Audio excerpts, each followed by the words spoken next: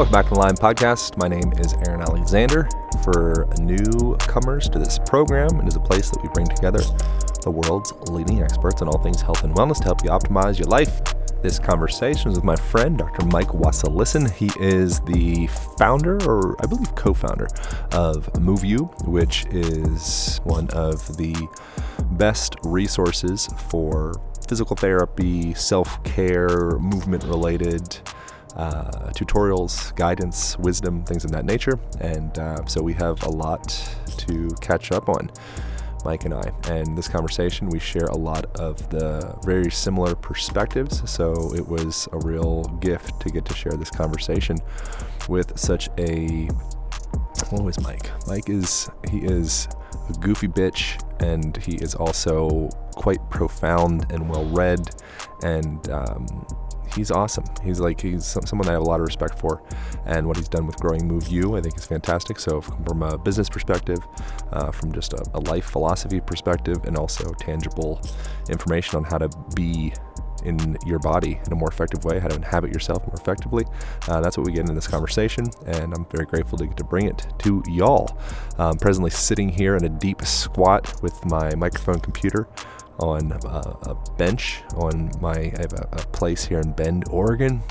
I'm in my backyard, and I'm looking out over the hill here, and just so darn grateful to have the opportunity to get to have a little escape from Los Angeles. And it's weird times, living in the times of what we are calling a pandemic. Super fascinating. I'm not sure what's right. Hopefully you guys listened to my conversation with Dr. G last week. If not, I'd check that out. Really interesting perspectives on the present numbers of what's going on and possible, I don't know, man, very interesting. But I'm very grateful to have some open space here. So for you guys listening, if you have the potential to get out into a park, get out by a river, go get some sun, jump in a body of water, just get yourself outside. Your body needs it. You need the sun. Really important. Make sure you're staying socially engaged with people. Make sure you are connecting with people you love, people you care about. Make sure you're smiling when you're out and about in public. Greet people, be friendly. You share a lot of information just with your facial gestures, with your body language, with the way you move through the world. And now is a time, more than ever, that people could use some gosh dang reassurance that things are going to be okay, because there's people in some weird situations right now, and you might not know it when you're walking down the street. You don't know what's going on in somebody's mind, in someone's financial situation, someone's health situation, whatever. So now I think it's time more than ever to be really kind to yourself, kind to each other, focus on getting good sleep, all the things you already know. If you guys are interested in learning more about these things, how to be more effective in your body, how to be healthier, how to boost your immune system, I recommend jumping onto alignpodcast.com, and you can start. The very first thing you could play with, it's totally free, is a little how-to tutorial guide on how to sit more effectively if you're using a chair, how to stand, how to effectively get down on the ground if you have the opportunity to work down on the ground, or computer on the ground, or eat some food down there, get some cushions. We break down exactly how to do that at alignpodcast.com. And then also the first week of the Align Method online program that goes deeper on all those things is also completely free. So you can check that out all at alignpodcast.com, and you can also find it at Align Podcast on Instagram. So here we go. Back to the program with my boy, Dr. Mike. I hope you guys devour this conversation. If you do, share it, tell the world about it.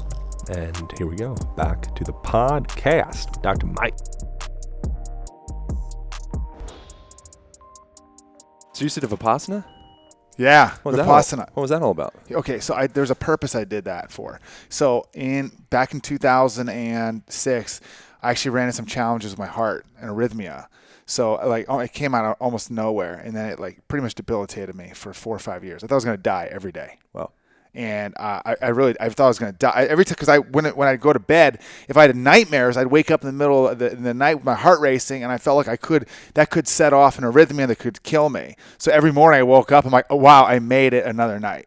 Wow. It's the purpose. The point is like I got through 2012, and I had a procedure done, an ablation done. It was a hard ass decision to get it done. I'm like, do I keep working at this naturally through breathing, through gaining control of my body, or do I go medical route and have them do an ablation, which can trim off the symptoms pretty much and like stop the reverberating pathway? And I chose that route. Is it ablation in your heart? Yeah.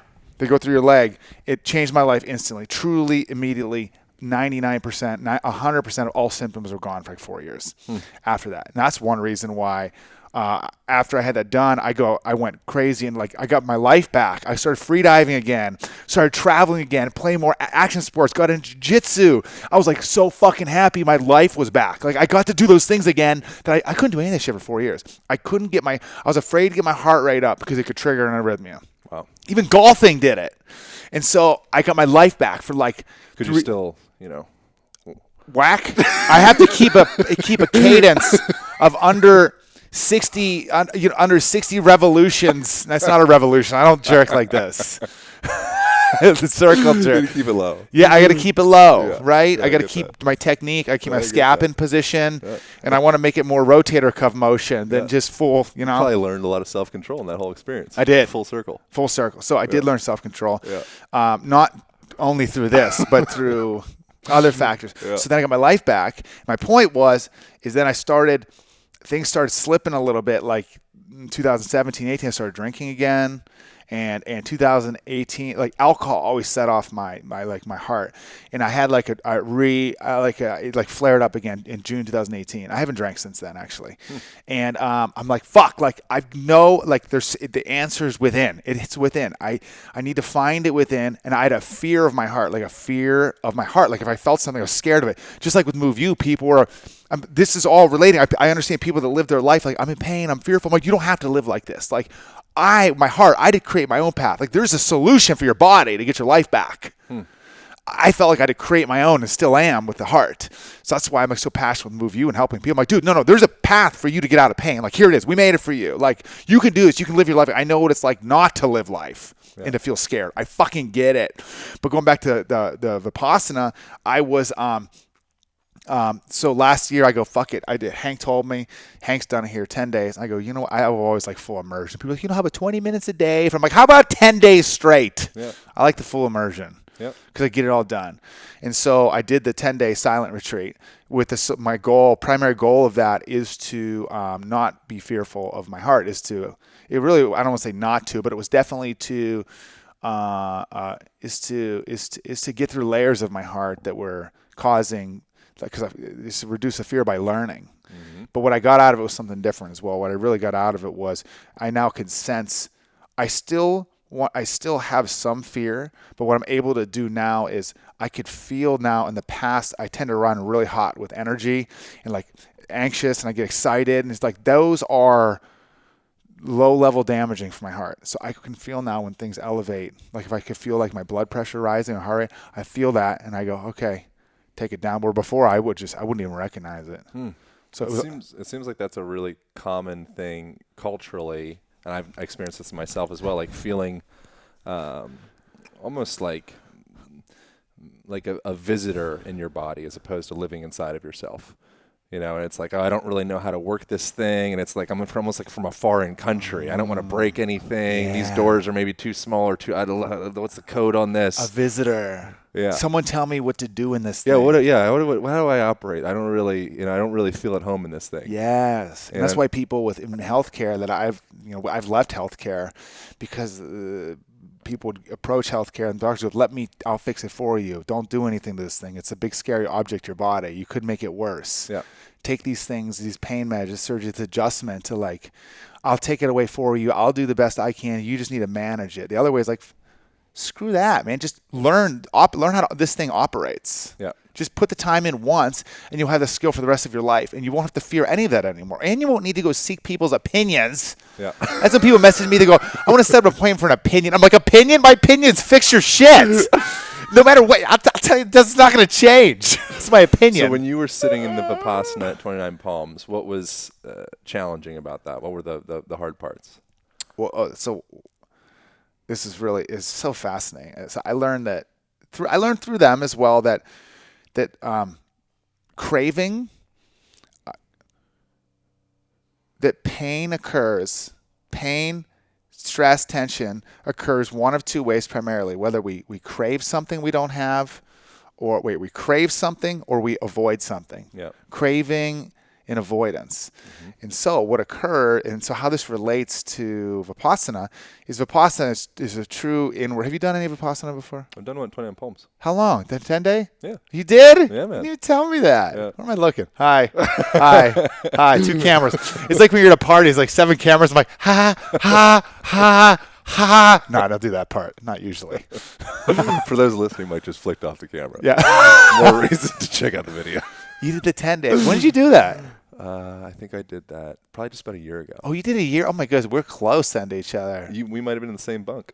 I almost jerked off in that bunk, but I never did. Did you really? Yeah, did you? No, I didn't jerk off. Not off. to make this whole conversation be about your masturbatory practices. Did I have any masturbatory practices in there? I thought about it a lot because you're not allowed to. And you got nothing to do. You don't have a pen. You don't have a cell phone. You got nothing. The reason I didn't. Sit and then you go to your room and essentially look at your stuff. The reason I didn't was because I've programmed myself to be masturbatory on video content only. So my mental imagery ability to produce that video image like I had when I was a kid, I've lost that. Oh, that's good. So yeah, I couldn't. I would just look down at my dick and go, "There's nothing I could do." What do I do with this? So how was the sitting for you? How was your experience? So something that I would like to get into in all seriousness is something that my perspective was shifted of what is pain. So during the Vipassana, that was like a very fascinating experience, and I'm sure you experienced lots of times. So in your sense, I guess I could just say a big, almost like dumb question, like what is pain to you? Great. My personal experience of pain through Vipassana. So I actually got into chiropractic rehab because of a pain I felt in my back. For those guys, like middle of my back on the right side, I felt this burning pain. I was like 18 years old, and I went to see a chiropractor and understand it. And along that journey, it actually became almost debilitating, where the pain would have a central point, and if I didn't address it, it would slowly radiate outwards from that point until it was all encompassing all the time in my body. And adjustments didn't really do much, but what I learned is that if I really focus on my conscious alignment while exercising and controlling the muscles and keeping my movements clean and biomechanically, I guess you would say correct and sound. And if I maintained that practice, then that pain was gone. So I actually thought I fixed my pain, but I didn't, because in Vipassana, it came back more fierce than ever. Because we would in Vipassana, we would sit for 11 hours a day. And this one practice where you pick a posture and then you don't move for an hour. Was it an hour? Each one's an hour. Each one's an hour. Don't move anything. And guys, that adds up. That hour, the first time you do it, the first 30 minutes is okay. And then it's like each minute is an hour after that. And the last minute is 3 hours. And then it's not like you're looking at a workout timer countdown. You had no clue when this is ending. Yeah. Until his voice comes on. But that pain started to come back stronger and stronger and stronger and stronger. And so in Vipassana, I learned that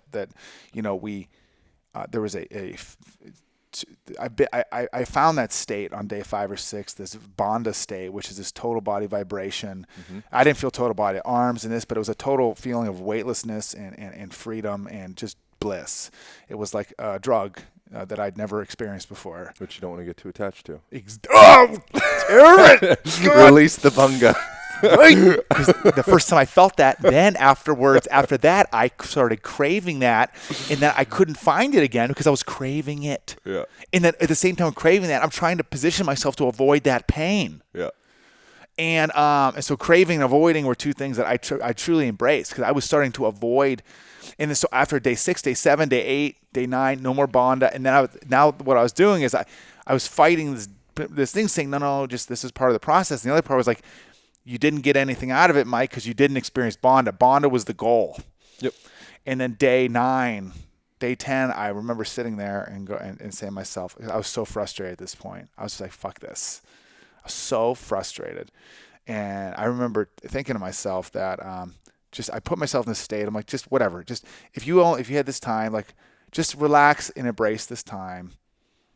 Just embrace it. Just relax into this time and don't expect anything to occur. Like, just how would I enjoy it? There was a way I worded it to myself that as soon as I like let this go, I just got swept away by this vibration again. And I'll never forget this though. This full vibration, and I'm just like, this is unbelievable. And so this Bonda state elevated, it just absolutely took precedence over the pain I was feeling. It was so enjoyable that my mind moved into Bonda and experiencing that, and the pain was it's not that it was stronger than it. It was just so much more. My mind was so gravitated to that Bonda state that the pain was, I mean, you could say it disappeared. It wasn't there anymore, but it wasn't a focal point. Bonda was more powerful than any pain. And I'll never forget this part. So, and you know this, and everyone out there, they split this room up. Half women, half guys. Everyone's sitting there when our eyes are closed.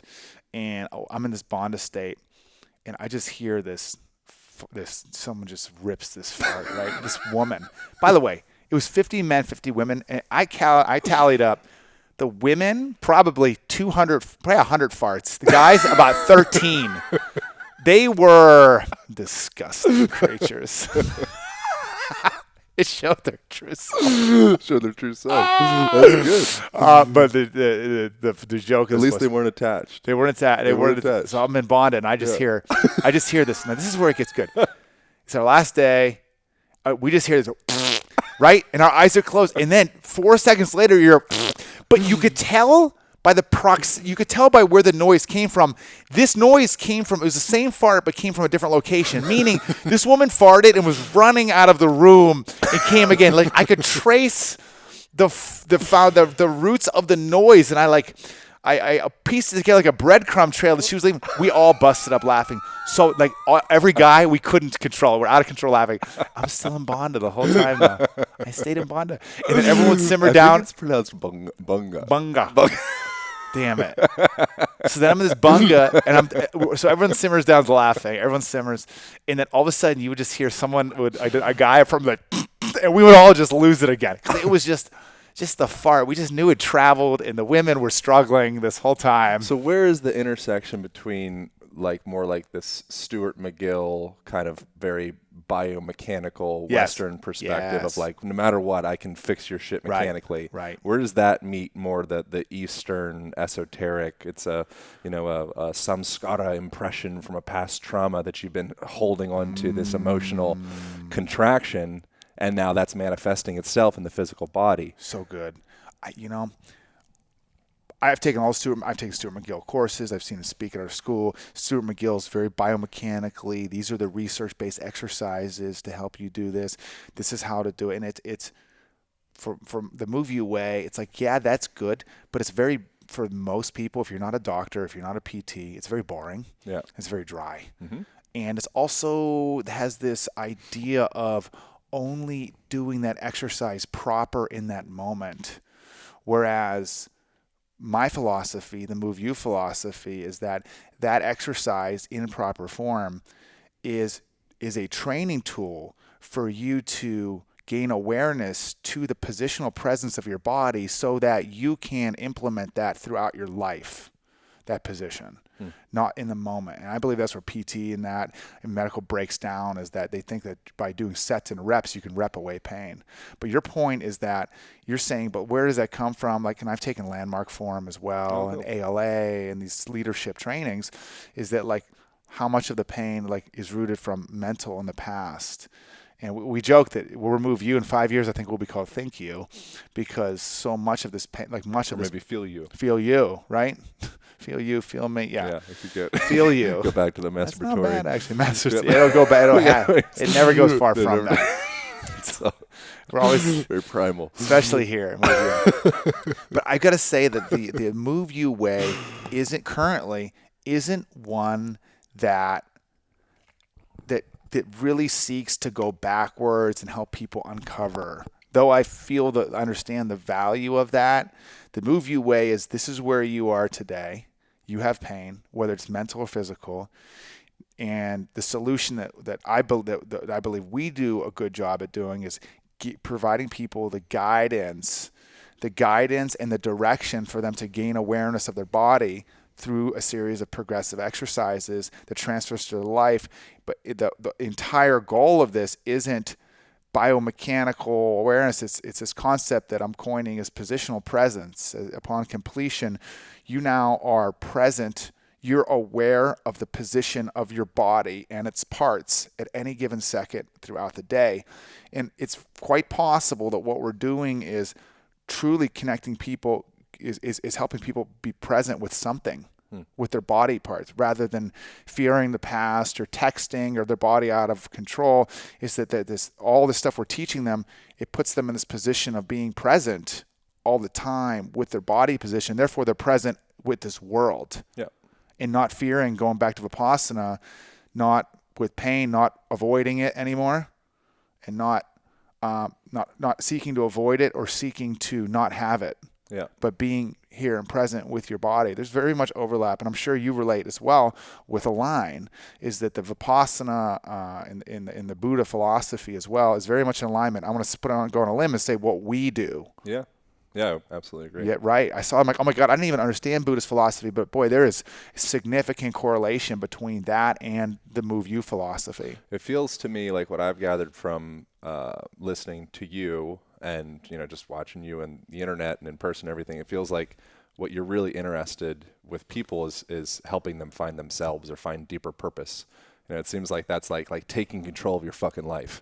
And it's you're not a victim. Through the access point, the medium of your physical, mechanical, bicep, brachial, whatever. But it's like that's just a door to get into yourself. Is kind of what I'm gathering from like watching you. And yes, and I always reel us back in though to truly connecting, meeting people with where they are, and we meet people with pain. That's where we meet them. Yeah. That's and we can get into highest possible self and achieving personal greatness and achieving like your own, like that is there. And that is something that I do want to move into. But right now, currently we meet people usually with pain, and then we help people understand that pain is necessary in life. Without pain, there's not growth. There's no growth. Yet we acknowledge the pain. We feel it. It hurts. It doesn't feel good, but opportunity exists within pain to learn yourself. Yep. And then through that pain, through the pain, as we learn, we tend to fear the unknown. And so if we have fear of pain, we actually are fearing the unknown. And therefore, the unknown is our bodies and our minds. So we help people, instead of fear the unknown, we help them know through their anatomy, through understanding their injury, through correct movement. And then therefore, along the way, they gain confidence in themselves again. And they gain self-control over their lives.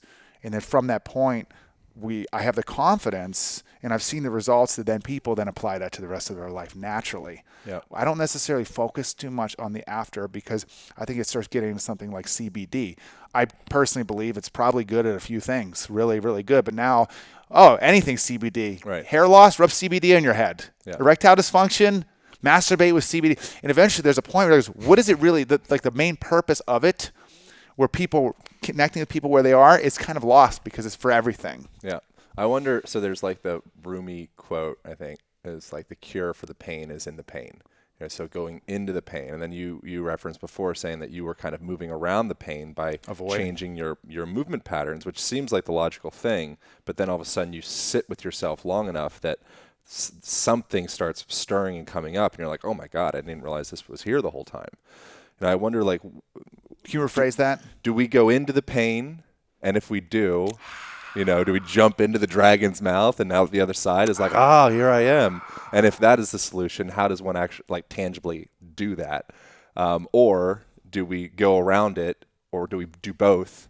So if a person has, grounded here on earth, like my fucking back hurts. I've had this shoulder impingement issue, or my knee, like every time I squat beyond whatever, my knee just like fires up. So like what's the...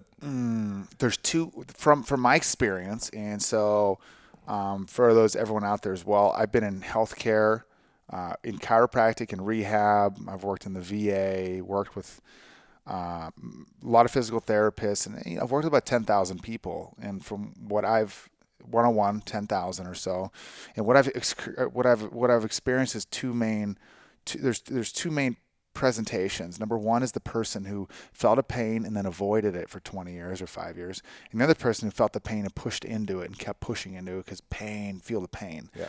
And each one of those routes carries its own set of consequences that tend to have a negative. If the negative with avoidance, the body might shift to one side. You avoid doing the things you like to do. You're babying it, and it becomes very weak and fragile. And the other way is you just keep pushing into that. If you're squatting with maybe you've got like an unleveling hip and an anterior tilt, and you go, I'm just keep pushing the pain. I need more strength. Where you're building more strength around that imbalance, and also causing further accelerated imbalance, wear and tear. Yeah. So neither of those two, we believe, is an effective route to help people live free from pain. And I don't say live pain-free, but live free from pain, because freedom from pain is in the mind. It's not in the body. Free from pain means I'm not constrained by this pain with my life. And so the methodology that we teach people is we specifically help people understand the individual range that their body has in each area. Like, for example, the pelvis. For them to explore the end range of their pelvic tilt into anterior forward tilt, that's the arch in the back for everyone, and then the backwards tuck all the way, which is posterior tilt, and to explore that full range, and then to learn and settle in a neutral position for them. And so we move through about 100 different balancing acts with the body, and the end result is the ability to connect your body head to toe, top to bottom, because the part can't be well unless the whole is well, is one of my favorite Plato quotes, and one that we built MoveU off of, where medical is the part. Yep. And so we don't tell people. I haven't found it effective to tell people what's wrong with them and tell them what to do. I haven't seen people achieve anything. They'll just do the reps. It's like holding on an ice cube until it melts away. Yeah. But we found the most through education. It's my duty to educate, which means I also have to trust people's ability to figure out something on their own. Yeah. I don't think healthcare does that. So we go, this is your range here, especially with back pain. A lot of people, anterior tilt, there's patterns that exist. Just like in your forward from Kelly Starrett. He goes, I feel like I'm a master at recognizing patterns and correlations. And I relate with that. Because most people for anterior tilt in their pelvis, they tend to get SI. If they have pain, they feel in the SI joint, they feel hip impingement, they feel in the low back joint. People in posterior tilt, they tend to feel disc herniation. And so now they're in this position, they don't know they're in that position. So telling them their position doesn't do anything. They need to self-discover it. So through the process of self-discovery is what I found the greatest breakthroughs in my life have occurred. So we deliver that self-discovery through MoveU, through the programs we create. Because that's what we really move to help people. You can discover this on your own without us telling you, even though it's an ego trip to go, I know what's wrong with you. You're in posterior tilt, do this. It's ego, and it works well for the doctor. It sounds good, but I haven't seen it to be very effective with helping people transform their life. What have you learned? Something that I think you're quite masterful with is communicating. And within that, I think oftentimes someone that is in a doctor role or, whatever, high up teacher, guru, shaman, whatever, I'm up here, you're down here, sure, I will heal you. Yes. I think oftentimes I see is kind of like hiding behind polysyllabic language and kind of keeping that person up on this pedestal and keeping them down here. And yes. I will be the healer, but you kind of flip that upside down and you're like, I want to meet you exactly where you're at. And I feel that form of communication allows you to be able to actually perforate. You know what I'm saying? So perforate isn't like go in, enter. I think this is where what you're getting at here is through medical school, through doctor school, PT school, whatever it is there's this institutionalization that occurs. So these people that actually learn the high level language, they learn body movement by progressively more complex language, and it stops there. So the more complex, when you understand anterior tilt, your erector spinae are shortening, and it's attaching to the posterior superior iliac crest and causing a rotation and ipsilateral and contralateral and there's in this causes it in like this I don't even fucking remember it anymore. Now I just come to realize I don't even remember that. In the middle of this, I'm like, I'm not making sense to anybody who knows this language, including myself. So what occurs is this education of bot movement from the masters, the Stuart McGills, the people who have achieved the doctorate degrees in mechanics.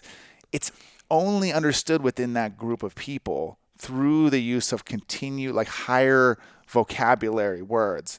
And therefore, when they graduate and get that, there's a huge barrier, even doctors that want to help people, but re-simplifying that terminology to common person language is something that they're not trained to do. Yeah. And so I've spent thousands of hours re-simplifying. I mean, in 2016 and 17 and 15, I would spend hundreds and thousands of hours simplifying those. Like, what does anterior tilt mean? And so re-simplifying those. But also, I believe, goes the core philosophy. There's something I accepted was that people care about themselves first. And first and foremost, they're there for themselves. And I accepted that. So when people would come in with back pain, they weren't there for me, Dr. Mike. Because Dr. Mike would be like, I'm here to heal you as fast as possible. Let's take an x-ray. I know what's wrong with your back. That's a doctorish thing to do. Yeah. And when I accepted the people are there for themselves first and foremost, that I'm just this puppet in their life. I'm just this piece in their life that they're using me to get to the next place. And I accepted that. I can now wholeheartedly just seek to connect with them to what I believe the truth is on their simple words. And is to connect with that person, is to help that person with words that they need so they can move on their life without me. And it was totally a drop of ego to do that. I was in it, though, for the ego, hardcore. I know what's wrong with you, Aaron. I'm going to find you a 6-millimeter herniation at your L4, L5. Let's get an MRI to prove it. Yep. I knew it. I look back and what the fuck did that even do other than actually that process of diagnosing somebody now, they now can be constrained, feel like chained and victim to that diagnosis. Like they carry it with them now. I should damage them. By diagnosing them. Yeah, and you see a lot of those diagnoses when you see the MRI or the X-ray. You can see a person that they're like on the edge of a disc herniation or some cataclysmic event happening inside their joint, but like, I'm completely pain-free.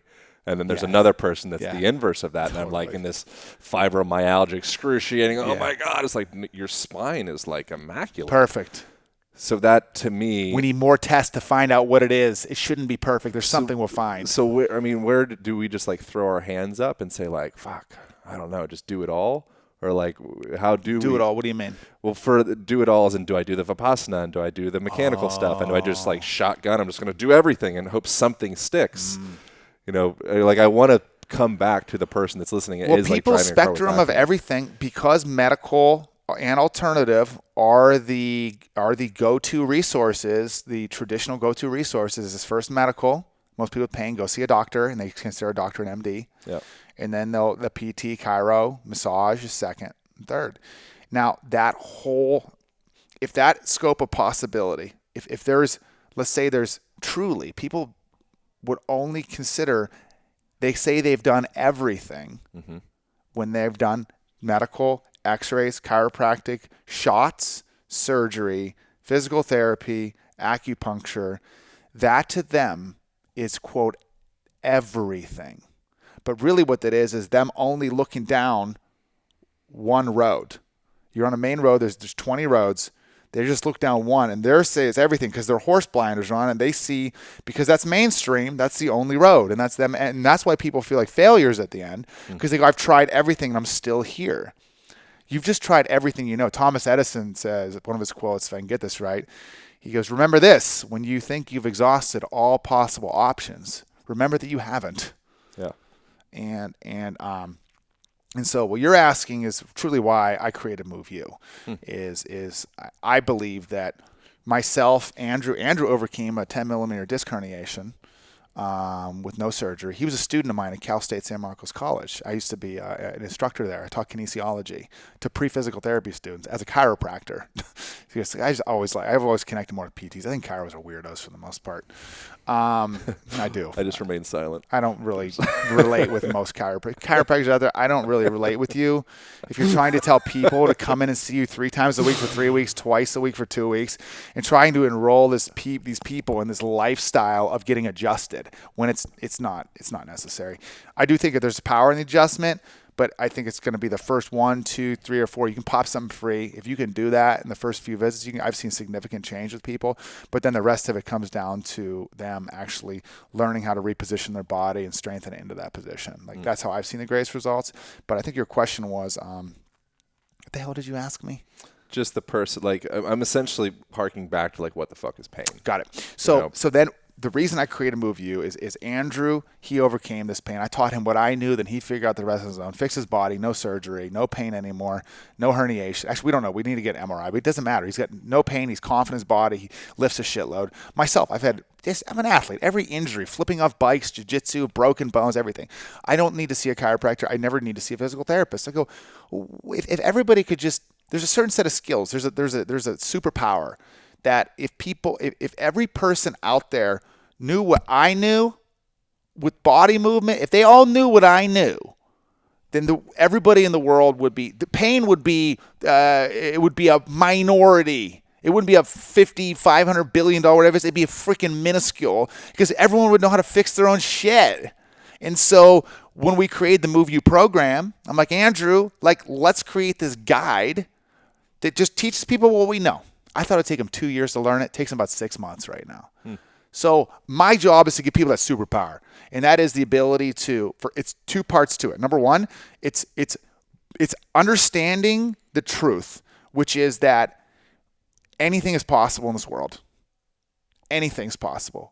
What we can create, what we could see, what we could feel, what we could create in our minds, we can achieve it. There's been other people, far worse circumstances, that have overcome anything. And the process to achievement is relatively the same, whether you're playing an instrument, learning a new sport, trying to achieve greatness as an instructor, or whether you lost a leg or a traumatic injury and now your goal is to go back to running. There's a general process. Robert Greene in the book Mastery, I think, describes it the best.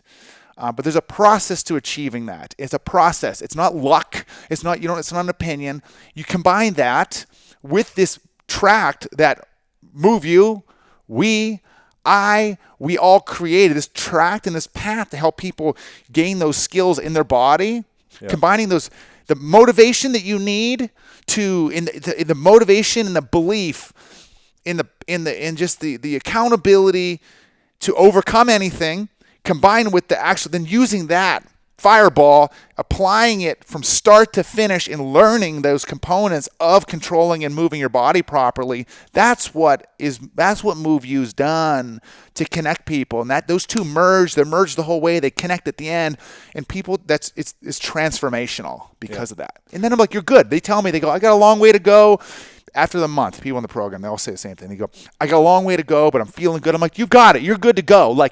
Bam, redirected. Next, you're gonna fucking make it. It's like getting a SpaceX thing, right? The hardest thing is getting off the ground, right? But getting through the atmosphere. Once it's through it, fucking fine. Goes forever. Yeah. I wonder with you. So you've created. You've done some serious manifestation of people that don't have resistance to that word, but you've had a vision for this. It seems. And now we're sitting inside of it. I wonder for you. This isn't the best look right now. Wow. So we got to turn the cameras around to the rest of the place. We're the production studio is under construction. But it's pretty freaking cool, man. You've arrived in a place that very, very few people arrive at. I acknowledge that. And so in that, I wonder, is there anything that you've gathered along that way? Yep. That's a great question. And that's a really good question. I didn't quite, when I was a practicing chiropractor, injury doc, whatever you want to call me, I would always try to get people better as fast as possible. And the driving force of MoveU, I created this 9-to-5 job around myself where I just saw patients all day long. I couldn't go spearfish, my favorite hobby. I couldn't go travel, see my dad for a week because if I left, my business wouldn't make money. Yep. And so my first driving force was I was so absolutely determined to turn whatever I was doing into an online business so I could have more freedom in my schedule. I just wanted to be able to have freedom and just go spearfishing for a week, go spend a week with my dad. I just wanted to be able to do that. And it hit this boiling point of frustration in 2016 where I was like, I can't take this shit anymore. I did a spearfishing trip. I read a book called Endurance, Shackleton's Incredible Journey. Also helped from great mentors as well. Plus, we had a big social media. We were really gathering momentum with our social media, and I committed. I told the whole team, like, in 1 year, we're going to be an online business. We're going to sell this practice. We're going to be all online in a year. And that point was every bit of focus and energy. Everyone in my whole life has been like, Mike, you just need to focus. And I got so frustrated with people saying that. I didn't know what it meant. I was so angry at them for saying it. Everyone would say it to me. And I just turned every bit of whatever it was, all the focus that I'd held in the tank. It was absolutely relentless determination to turn this into a business. It was life of success or death by mediocrity. It was truly life or death in my mind. I didn't go, there was no traveling. There was no dating. I didn't have sex for 9 months, which that was a lot. So, and so like and so I didn't go home for the holidays. Every night I'd see patients. Is that by choice, the sex for 9 months? Yeah, it was a self-punishment. It was like, really? I pictured myself climbing Mount Everest. I'm like, I'm Mount Everest. I ain't going to turn and be fucking up here. I got to get to the top because this weather could turn. So it was like I pictured myself climbing a mountain, like a hard one. And so it was like seeing patients till 5 p.m. Then I go home and work till 3 a.m. building what's now MoveU over every night. And I was so excited for Saturday and Sunday because I got to do it from the second I woke up till 3 a.m. And it took 1 year of that. And it's nearly almost exactly on the date. I sold MoveU. I sold Cali Spine, stood up MoveU. We became all online. That process, here's what it taught me. This is what you're getting at. It's that what I know equals success that truly leveled me up for life. Like the lessons I learned, and also led me to see, now I'm up a little higher and I go, oh my God, I see where all these people's frustrations are. Yeah, I could do career coaching and all this stuff. I could do that. But people in pain, I'm looking at them like, you guys have just never, I'm looking at them like they've just never gone all in. They've never put that commitment out there. They've never put in that relentless, hard, challenging, painful, necessary work into their bodies. Maybe they have, but it wasn't. Maybe they're like got a personal trainer, but they haven't done it in the way that I know they need to do it. That mindset that I used to get me from Cali Spine to move that year, I'm like, if people take that mindset, I just need to get that mindset, simplify it, put it inside of MoveU, use that mindset to follow, and then just follow these body. There's no special movements. We don't have any special body movement tricks. There's not like, this is the secret stretch. Yeah. It's all a bunch of simple shit lined up in a row. Everything builds upon the next one. Just like you would learn jiu-jitsu. First you learn to hold someone down, then you get your legs in there, and then you gain your ground, and then an arm goes, and it's a technique. So you build it. And so they built that over a year. And so that same mindset, fucking A, all you people that are complaining about pain and stuck and frozen, all you need is the fucking plan to do it. You got to do this mindset, though. You got to go all in. You got to do it every fucking day. This isn't 3 times a week. You fucking do it for as long as it takes. And that's the hardcore fucking truth. That way works. It works. It always produces. It can't not produce phenomenal results. It's impossible. Go on. Sorry. No, because that's where growth is, in that pain. Yeah. So do you have a sense of where that fire came from for you? Was there like a kernel of fear? Was there some type of pain? Frustration with healthcare. Yeah. Frustration with healthcare, and just that symptoms are being treated. The truth wasn't really. It's like you're seeing something that you're seeing other people not seeing. You're like, what? Yeah, I was just like, this is just this whole process is not people aren't getting the results they're looking for, even with the best healthcare, even the best process in healthcare. Yeah. Because it's built on treatments, it's built on management. It's like saying, oh, you're unhappy with your life. You're unhappy with it. It's okay. You could go all in. No. You need to learn to manage this. Let's treat your life. Take these medications. You'll feel better with this medication. You're good right where you are. We're going to help comfort you where you are. Yep. But healthcare it's not built to help people experience a transformation. Yep. And I'm like, we've got it. Like, I also want to be the best at something. I've always wanted just to be the best at something. Tiger Woods is my idol growing up and still is today.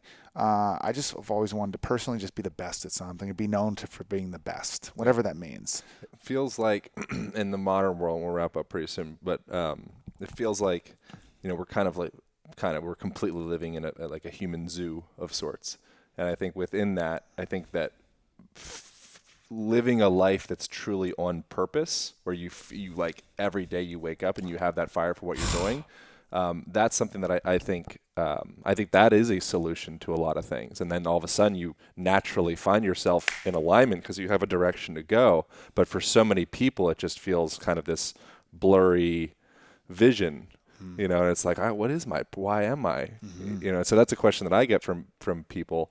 Of like, how do I find purpose? And I'm like, fuck, I don't know. That's a good question. It goes like, and I asked myself this, I'm like, did I feel purpose before I started MoveU, or did I find purpose through the process? And I found purpose through the process. I used to think that I would find my purpose for life I used to go on these hunting trips, go on these outdoor trips. I would expect to be struck with something. Struck with this purpose. I used to do that for years, but I found the purpose through the commitment, and the commitment was simple for me. It was just, I want to live. Yeah, I was frustrated with healthcare, but first and foremost was for me. I just wanted to live. I just wanted to just have more freedom in my life and have a career that could support that.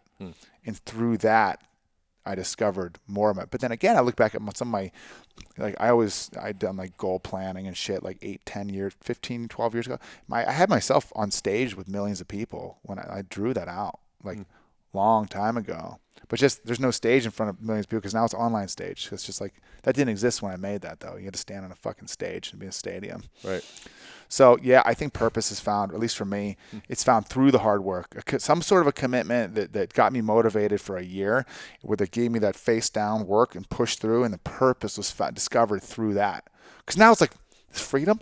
Now I got so many responsibilities. Yeah, right. So many. I embrace them, but where are those? Wait, hold on. The spearfishing weeks, where are those at? But Richard Branson's definitely my lifestyle idol with his life, with how he lives. He does it well. Yeah. He told Barack Obama, Barack's like, Richard, how do you balance work and play so well? He goes, I treat them both as equals.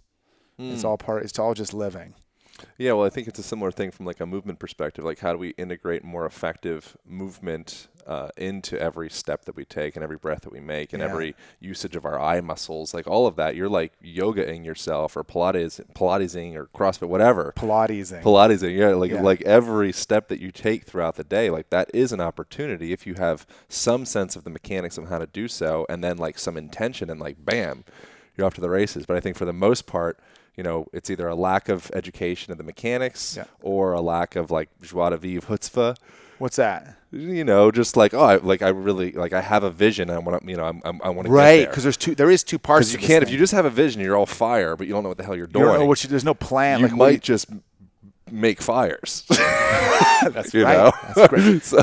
I love what you're acknowledging. Right. You may just make fires. You might just make fires. Yeah. There's a mechanical conversation as well. Because most people teach, most PTs, they teach the mechanics. Yeah. And I'm looking at it, this is all good, but this shit's boring. And for people who don't know why they're doing this, it's they're not going to do it long enough to see the results. They got to see the big picture of why they're doing it. Yeah. And they do. Then people put in the work once they see the big picture.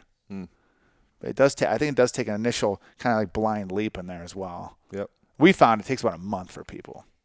That's what we discovered. And we're fortunate enough to have now we have 15,000 members in our programs from 120 countries. They're actively fixing their shit. Great. And so what's really cool now is I draw out some large sample size. I can see what people are doing. Yep. I'm it takes people about 30 days of work before they realize how much work it really takes.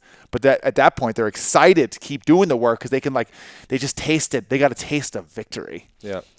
Shit. Is there any standout, and then we really wrap up 45 minutes or so, is there any standout things where people are jacking up their shit? where it's like you see it in the world and just like, God damn, like if we stopped doing these 3 things. Dude, your book is great. Like you cover some key movements with that, especially hip hinging, where people are jacking up their shit. I heard from you we hip hinge 3,500 times a day. And I heard that through McKinsey Institute. Yeah, to a degree. Yeah. It's a lot. No, even a little mini hip hinge. Add a little to a little, eventually you get a lot. Yeah. So is there things that people... I think people know. Like people, if I go, yeah, you're sitting too much, they go, I know. And then you text, I know. But my favorite quote ever is to know and not to do is to never really know. Never know, yeah. It's to never know. It's like someone going, I smoke. You should stop smoking. I know. You don't know. Because if you didn't know, if you knew, you wouldn't do. So therefore, you go, I know, I don't do. You don't know because you do. Yep. And so what people are doing to like jack themselves up out there, could be. You know what? I'll tell you what they do. Too, I'll tell you what they do. Internal, it is. Yeah. They blame if they feel anything, pain or balance. They're very quick to point the finger at something. Yeah. Then you immediately lose control. It even may be their past. They may even go, I messed myself up in sports.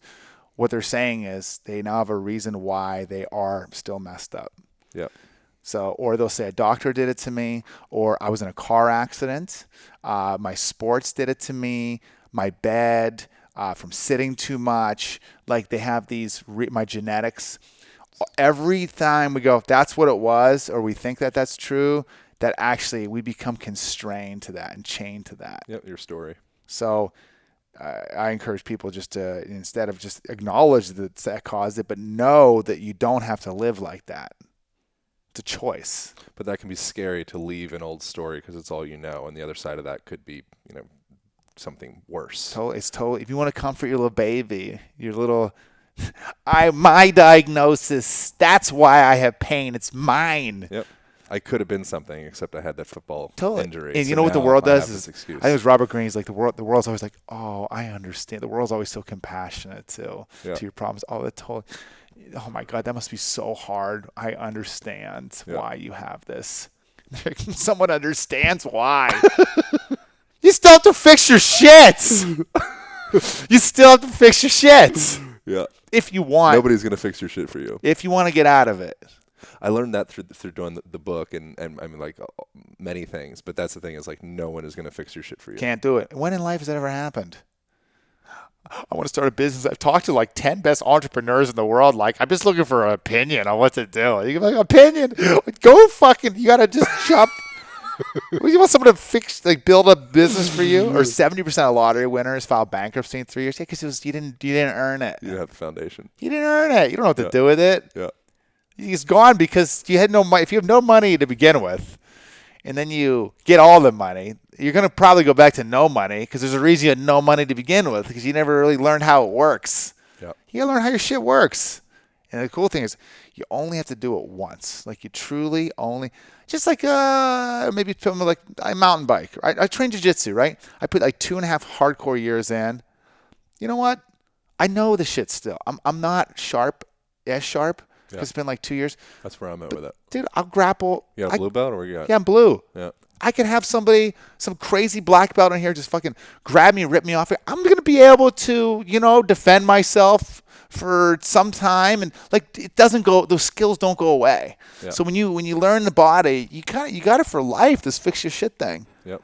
Like playing a piano, blow the dust off, but you can still play. You still go, oh, okay, a little rusty, I'll get this. Yeah. You know what you need to do. Yeah. So that's my vision for the world is a world in which everyone has that skill set of the skill set of being positionally present with their body, knowing exactly what their body needs to do to get in the position that it needs to for them to live the life they want to live. And if they hurt themselves, they know how to back up. They know what to do to go forward. And then it's just not a problem anymore. It's like this whole issue of pain and chronic pain is just solved. Solved. So that's what we try to do. That's my personal vision is I know that's a superpower. My job is to deliver to people in an entertaining way that's educational, and then everyone to get it over the course of time. And then, maybe in 100 years from now or so, 200 years, all these chiros and doctors, they just have other jobs. Maybe they work for MoveU at that point. Yep. I wonder. So, where do people go from here? Well, I mean, the best tool is to go to MoveU on Instagram. Go to our Instagram. 1 million followers. Yeah, I've got 1 million followers on there, and it's all echo. Yeah, an echo behind that. We did hit that last year. We do the post-edit thing. Echo that. 1 million. Right, in. and so it's 1 million because we make shit for just give it to you guys. 99.9% of people, 99% of our audience is free. They just use our social media. Yeah. Okay, fine. A little insight here. We have released our app in the App Store. It's just an infant, though, right now. It's a baby. Imagine a child that came out of the vagina, and there's the umbilical cord attached, and the child moves an arm. That's where our app is, right? It wasn't a C-section. It wasn't C-section. It came right out. El Natural. Yeah, Come on now. Yeah. Come on. Of course. This movie had chords too. El Natural. Sorry. And so that's where it is now. It's currently version 1.1. Yeah. But you get the app. And also for those people who are limited with pain or imbalance, or they're interested in gaining more, they're nerd with body movement and want to master their own body, those, especially people that are limited with pain, go join the MoveU program. Go to MoveU.com for that one. Go read all about it. You have to be all in for that one. You got to be like, look, I'm willing to do whatever it takes. People are hard workers. They're willing to put in the work. They just need a plan that works. MoveU programs for those people. And you will fix your shit there. So you got the Instagram, you got the program. We drop podcasts as well. You can download MoveU Unfiltered on there. We try to make it accessible to all channels, but just stay connected with MoveU through social media for now. I'd say is a minimum. I love it, man. If there was one takeaway summation from this conversation, is anything you could have people go home with? If there was like one thing, they're like, okay, like what am I? After this hour-long talk, like what are we saying here? What are you saying? Or what's the hour-long talk is that anything in this world is possible, and pain is necessary part of growth. Growing in this world mentally and physically, pain is a necessary tool for that. So know that I believe in everybody. I believe in each person's ability. I believe every person has every person has magic in them. They just need to find their lane with it. I don't know what their lane is, but whatever it is, I believe people have it in them to be excellent, and to live that unbelievable life.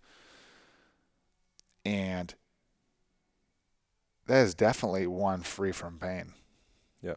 I mean, that living free from pain doesn't even take that long. So my point is, I think I got a little sideways on this one here. I think I was going on. I think I took a right. When we do the echo. I want you to echo the echo. And just the take-home message is just fix your shit. There. Just end it with, just cut all that shit out. Just the take-home message is fix your shit. It never stops. It's a lifestyle.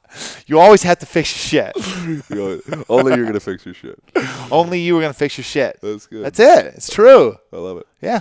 Dope.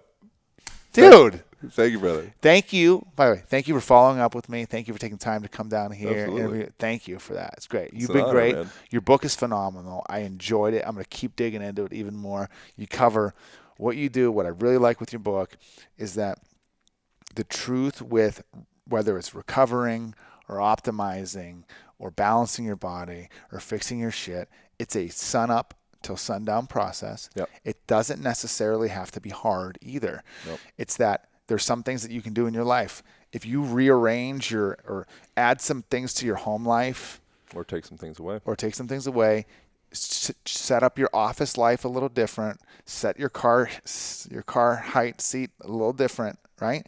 You do these things, and then you add some movements to your life, and now you move your life on this. And you slowly make improvements in each area here, that you're going to be making incremental long-term progress. But you cover it so well in your book. Thanks, man. Lifestyle. Your book's written on lifestyle. Yeah, movement. And all the components, from the breathing to the movement to the eyes to the way your desk is to the way you drive. Your book covers really nicely that, and that's the truth. It's that living well is a lifestyle. Yeah, man. It is. That was exactly what we were going for. So there's not like many people that I would value that perception from more. So hearing that reflection from you, I appreciate it. Oh, yeah. Yeah. After I read the book, I'm like, damn, like, I feel like we're more similar than I thought. Oh, good. Yeah. I'm like, well, that philosophy is wrong. I was even thinking, I'm like, yeah, wow, yeah, great, of course. Because sometimes we're doing videos, I'm like, oh my God, I forgot. Of course, the way the office is set up. Yes, geez, I forgot that. Yes, that matters. Yep. So great work on that. Well, I feel we're on a similar mission, and I support you. Cool. Yeah. I'm with that. Yeah. All right. Thank you all for tuning in. Yeah. We'll put this out on video as well. And buy his album. Buy my album. Exactly. All right. Over now. Hope you guys enjoyed that conversation as much as I did with my homie, Dr. Mike Wasilisin. What a name.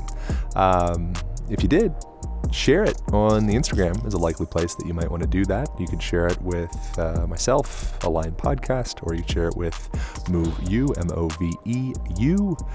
And either of those guys, and we'll very likely reshare those things if you share some sweet clips, because I think there's a lot of good ones from this conversation. And I hope you guys devour the free tutorial guide that you can find at alignpodcast.com on how to sit more effectively when you're working on your computer. That is a big deal. We spend a lot of time sitting. And so very helpful, simple breakdowns in that tutorial guide, and also on how to effectively sit on the ground and even how to stand. There is an art and science to most positions you can inhabit in your physical situation. And all that and more is found in the free week of the Align Method online program as well. All right. I hope you guys are staying healthy. I hope you guys are staying uplifted. And I will see you or speak to you next week.